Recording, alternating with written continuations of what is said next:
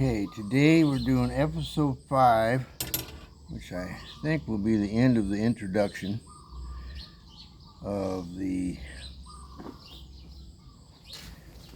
how do you say this thing again?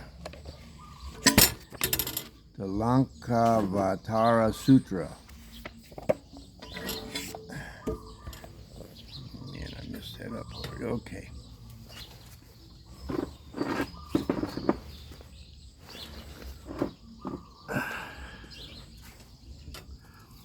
What may be termed Buddhist psychology in the Lanka consists of the analysis of mind, that is, the classification of the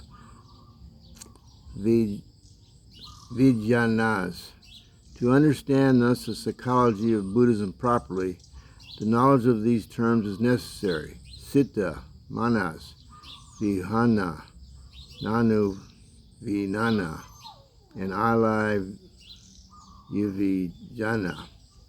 To begin with vijnana, vijnana is composed of the prefix vi, meaning to divide, and the front jna, which means to perceive, to know.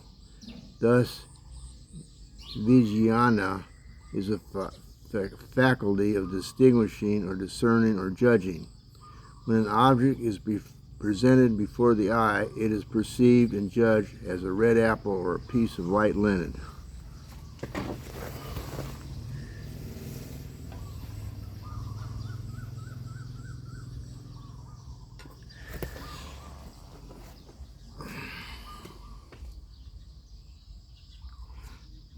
The faculty for doing this is called eye vijnana. In the same way, there is ear vijnana for sound, nose vijnana for odor, tongue vijnana for taste, body vijnana for touch, and thought vijnana, mano vijnana for ideas. Although 6 forms of vijnana are distinguished in the various aspects of the world of external or internal. Of these 6 vijnanas, the mano vijnana is the most important, and it is directly related to the inner faculty known as manas. Manas roughly corresponds to the mind as an organ of thought, but in fact it is more than that, for it is also a strong power of attaching itself to the result of thinking. The latter may even be considered subordinate to this power of attachment. The mana first wills, then it discriminates to judges to divide, and this dividing ends in viewing existing dualistically. Hence the mana's tenacious attachment to the dualistic interpretation of existence, willing and thinking are inextricably woven into the texture of manas.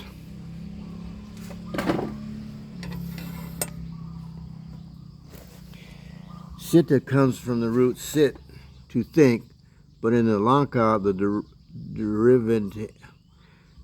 derivation is made from the root si, to pile up, to arrange in order. The siddhi is thus a storehouse where the seeds of all thoughts and deeds are accumulated and stored up. The siddhi, however, has a double sense, general and specific. When it is used in the general sense, it means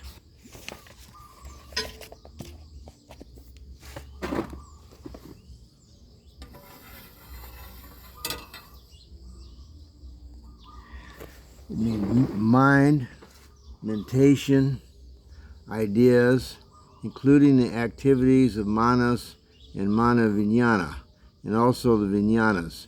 While specifically it is a synonym for alai vijnana in its relative aspects and distinguishable from all the rest of the mental facilities. When, however, it is used in the form of citta mantra, mind only, it acquires still another connotation. We can say that citta appears here in its highest possible sense, for it is then neither simply mentation nor intellection nor perception as a fundamental of consciousness. It is identifiable with the ayaya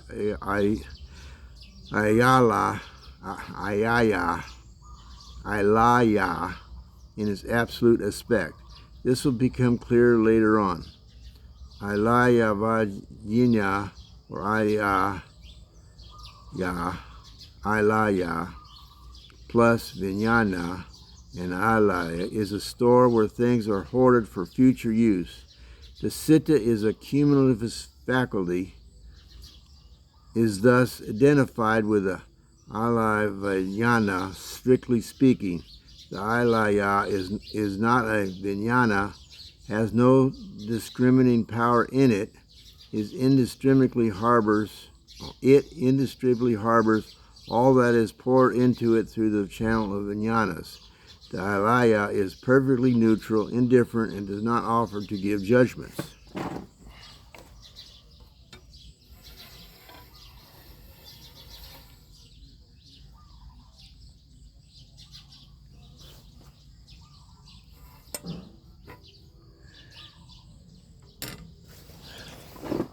I'm going to read that last sentence over again.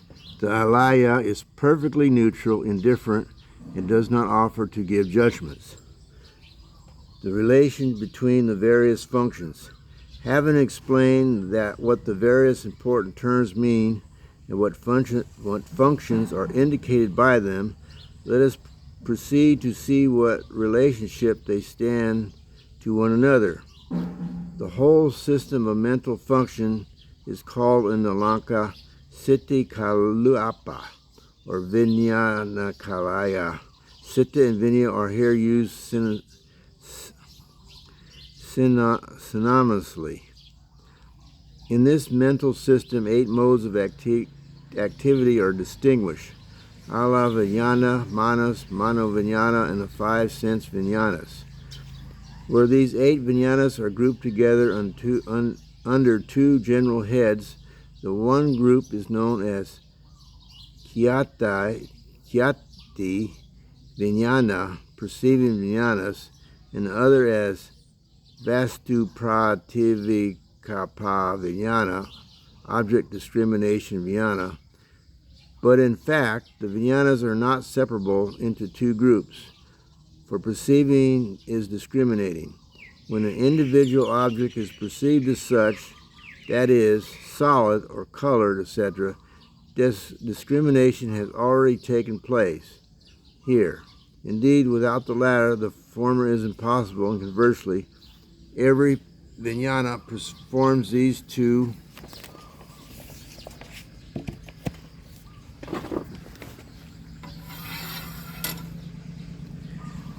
functions simultaneously, which is to say, one functioning is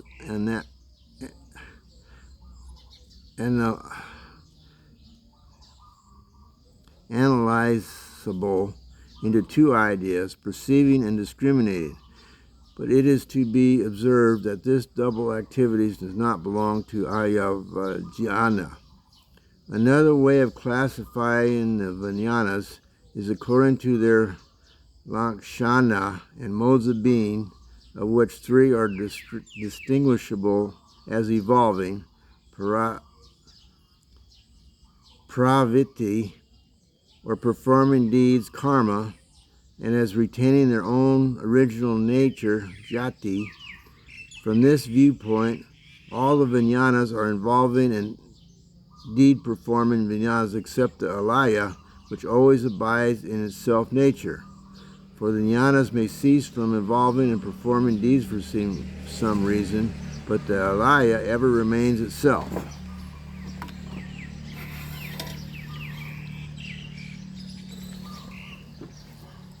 The alaya, according to Lanka, has 2 aspects.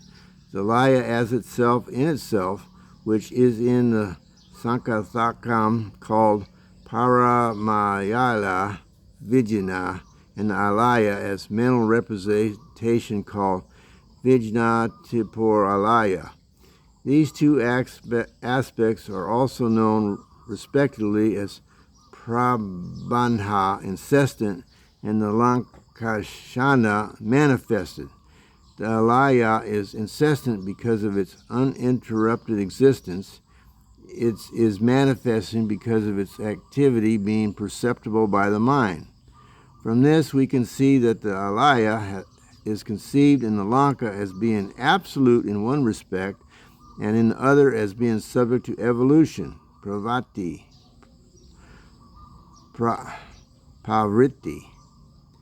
It is this evolving aspect of the alaya that lends itself to the treacherous interpretation of manas. As long as the alaya remains in and by itself, it is beyond the grasp of an individual empirical consciousness. It is almost like emptiness itself, although ever it lies behind the vijnana's activities, for the latter will cease working at once when the alaya is taken out of existence.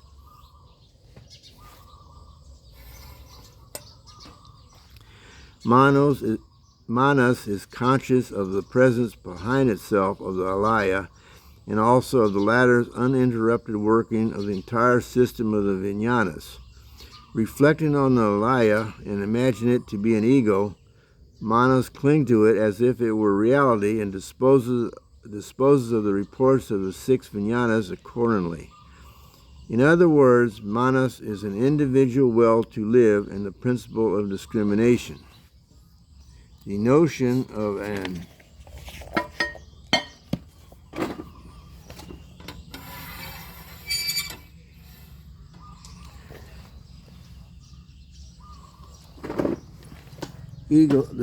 of an ego system is herein established, and also the acceptance of a world external to itself and distinct from itself.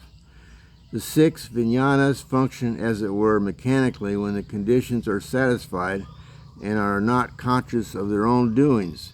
They have no intelligence outside their respective fields of activity. They are not organized in themselves and have no theory of their existence and doings. What they experience is reporting to the headquarters with no comment or interpretation. Manas sits at the headquarters and like a great general, gathers up all the information come from the 6 vijnanas. For it is he who shifts and arranges and reports and gives orders again to the reporters according to his own will and intelligence. The orders are then faithfully executed.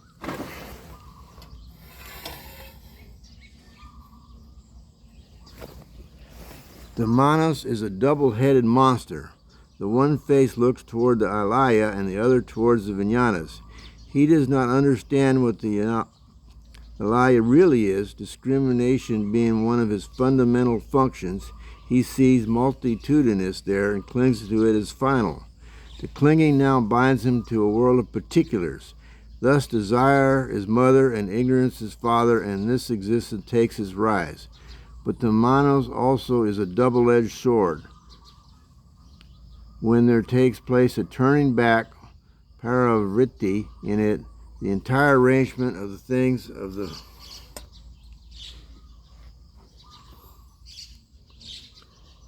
Vijnanakaya or Siddha Kalapa changes. This, with one swing of the sword, the pluralities are cut asunder, and the ayala is seen in its narrative form, svalakashana, that is, in solitary reality.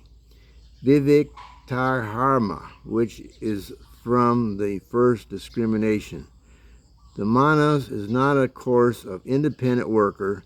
It is always dependent on the alaya, without which it has no reason of being itself. But at the same time, the alaya is also depending on the manas.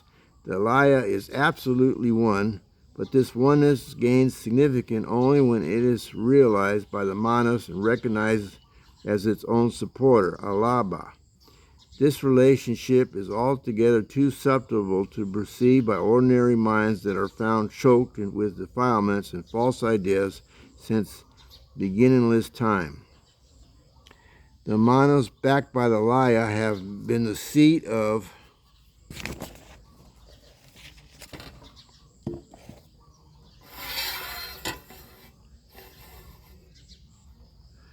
desire or thirst, trishna, karma, and ignorance. The seeds grow out of them and are deposited by the alaya. When the waves are stirred up in the alaya ocean by the wind of objectivity, so interpreted by the manas, these seeds give a constant supply to the uninterrupted flow of the vijnana waters. In this general turmoil in which we sentient beings are all living, the alaya is as responsible as the manas, for if the alaya refuses to take the seeds that are sent up from the region of vijnana, manas may not have opportunities to exercise its two fundamental functions, willing and discriminating.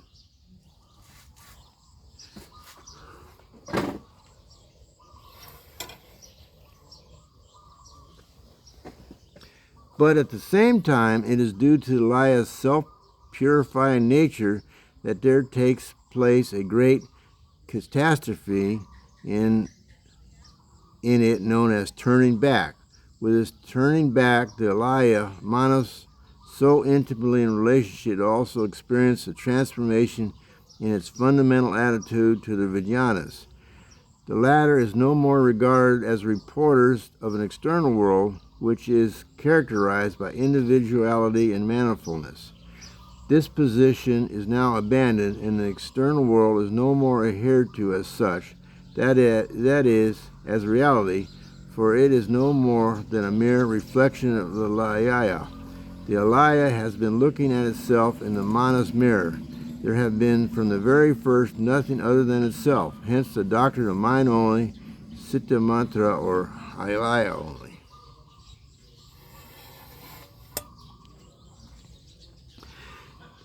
The religious signification.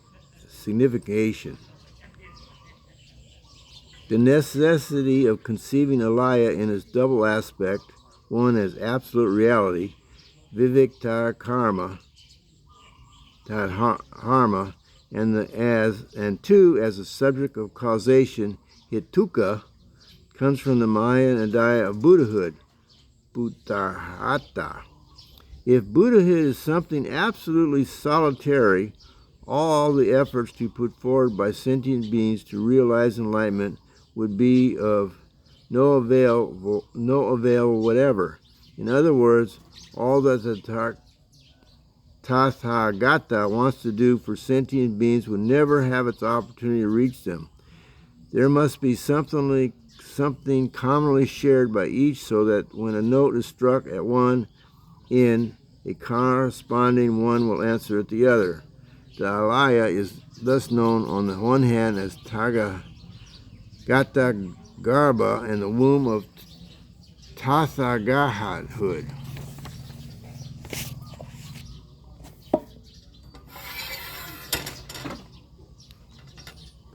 And on the other hand, imagined by the ignorant as the ego soul, Pudgala or Atman. The Tathagata Garbha, therefore, whose psychological name is Alayavinana, is a reservoir of good and bad, pure and defiled. Expressed differently, the Tathagata Garbha is originally, in its self-nature, immaculate, but it is because of its external dirt, agantuglesa, it is soiled, and when soiled, which is the state of generally found in all sentient beings, an intuitive penetration, prayagasa, is impossible. When this is impossible, as is the case with the philosophers and ignorant masses, the Garbha is believed sometimes to be a creator, Karana, and sometimes to be an ego substance, Atman. As it is so believed, it allows itself to transmigrate through 6 paths of existence. Let there be, however, an intuitive penetration into the primitive purity, pragriti parasuti, of the Tathagata Garbha, and the whole system of vijnanas go through a revolution.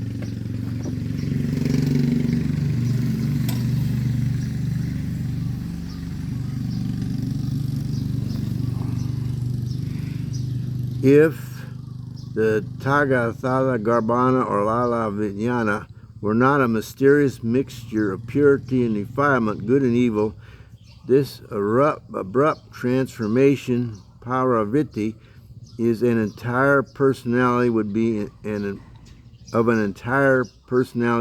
impossibility. That is to say, if the Garbha or the Ayaya were absolutely neutral and colorless in itself, did not harbor in itself a certain irrationality, no sentient beings would ever be a Buddha, no enlightenment would be experienced by any human beings. Localness is to be transcended somewhere and somehow. Illogicalness is to be transcended somewhere and somehow. And as this is illogicalness is practically possible, the Mahayana establishes the theory of mind only, Citta Mantra.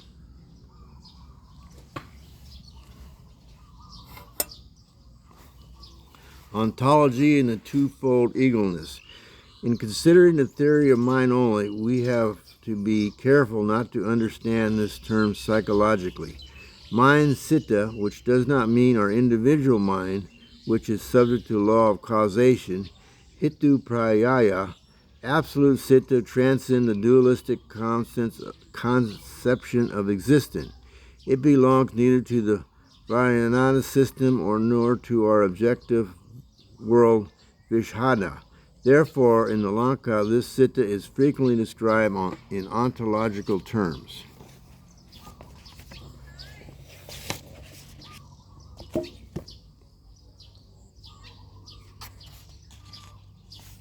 Oh, man.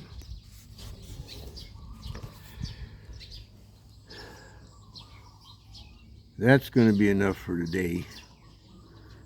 So this might seem difficult to understand, which is why I always say we need help, and the Buddha will help us.